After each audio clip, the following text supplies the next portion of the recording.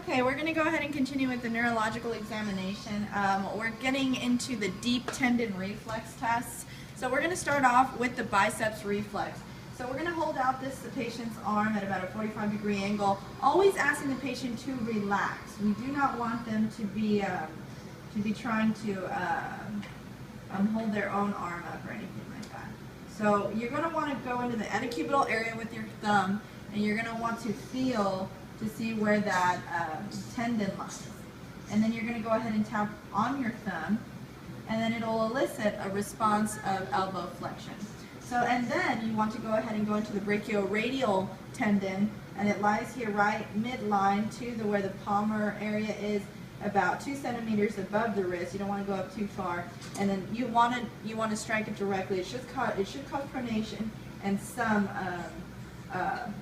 flexion of the elbow as well. So you want to do that, and then you'll see that his hand kind of jerked inward, and it causes pronation of the forearm and a little bit of elbow flexion.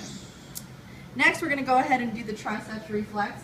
So we're going to go ahead and just hold his arm so that his elbow's at about a 90-degree angle, and then we're going to go ahead and touch right above the elbow here, and we're going to go ahead and tap, and then you're gonna see that his arm does come out a bit. Okay, it causes hyperextension. There we go.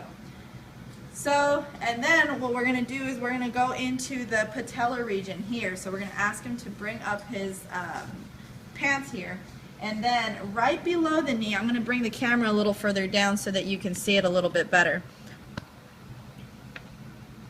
So you want him to completely relax that knee, and you're going to touch, and you're going to feel right below the patellar region, right about here. This is where you want to go ahead and tap. So we're going to go ahead and tap, and then you're going to see that it moves a little forward. So we're going to try again. Okay, so that's the patellar reflex. Now we're going to go ahead and go downward even further. So let me move the camera a little further down. We're going to go ahead and do the Achilles reflex. So we have an Achilles tendon running in the back side of our foot here, and it's you can see it quite well. So what you're going to do is you're going to feel for that, and then you're going to feel for the malleolus, lateral and medial. You're going to go straight back into where that Achilles tendon is, and then you're going to tap, and you're going to see plantar reflex of that foot. And let's try again. Okay.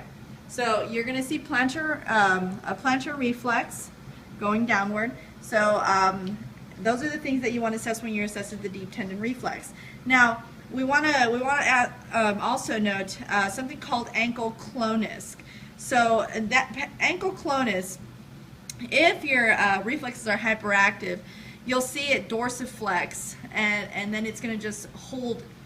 It's just gonna end up holding that dorsiflex, and it's gonna kind of cause contractions that are rapid and rhythmic. Okay, so if you end up let me go ahead and show you. So if you, in this clonus phase, if you dorsiflex the foot like this, okay, and you see that it starts to rapidly and rhythmically kind of contract like this, then you know that you're going into a phase of clonus, ankle clonus. So those are the different things you want to assess when you're looking at these things. I'll move the camera up. Now, there are some routine examinations that you do want to test for. I'm just going to go ahead and briefly review them. When a patient is diabetic, for example, you want to go ahead and make sure that you assess for a test called 5.07 monofilament, where you take the foot of the patient, okay? You take the foot of the patient, and you're going to use an instrument,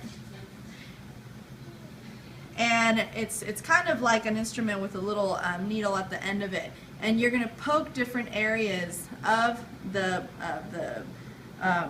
bottom portion of your foot, and then you're going to ask the patient if he feels those different areas. Normally in diabetic patients, they have diabetic neuropathy, so peripheral neuropathy, so they will not be able to feel certain things because of the neuronal damage that they have because of their diabetes. So that is one thing that you want to test for in especially diabetic patients. In patients that you are suspecting that they may have some type of meningitis, for example, you will know it's a classic sign that they may have some nuchal rigidity. So you do want to test nuchal rigidity by asking the patient to go ahead and touch his chin to his chest. If this is performing difficulty or they are not able to do it, you know that they may have some meningeal irritation there or stiffness due to that infection.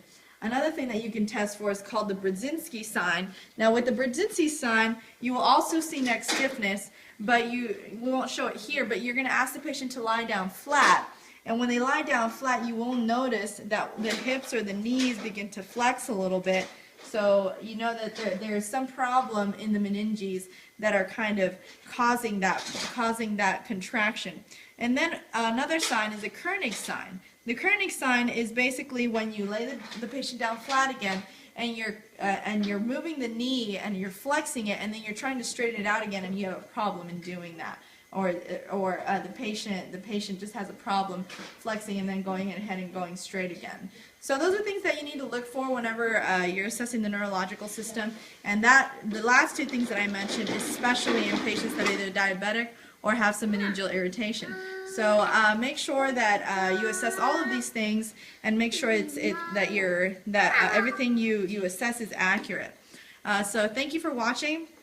My little one has come into the room now, so we're going to go ahead and say goodbye. We've completed the neurological assessment, so hope you enjoyed it. Please tune in for the next one.